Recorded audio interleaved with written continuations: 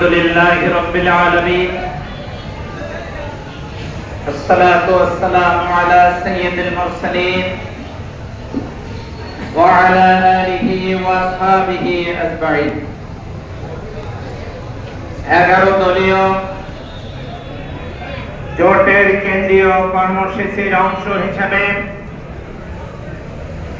আজ বীরগঞ্জে গণ-অভ্যুত্থান দিবসের সম্মানিত সভাপতি,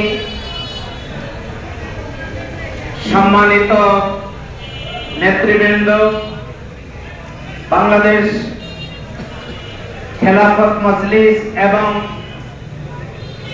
এনসিপির সম্মানিত কেন্দ্রীয় এবং স্থানীয় নেতৃবৃন্দ, বাংলাদেশ জামাত ইসলামের বিভিন্ন পর্যায়ের দায়িত্বশীল বৃন্দ, আমার এই রক্ত ঘাম ছড়ানো মাঠে ময়দানের সংগ্রামী কর্মী ভাইয়েরা, সাংবাদিক বন্ধুগণ, প্রশাসনের কর্মকর্তা কর্মচারী বৃন্দ, সম্মানিত উপস্থিতি, আসসালামু আলাইকুম ওয়া রাহমাতুল্লাহি ওয়া বারাকাতুহু।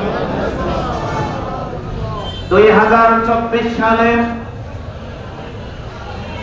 একটা আন্দোলন শুরু হয়েছিল, সেটি ছিল নিরাপদ সড়কের জন্য।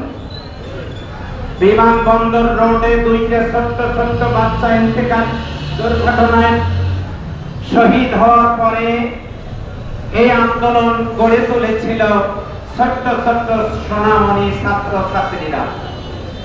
তারপরে এই আন্দোলন শুরু হয় কোঠা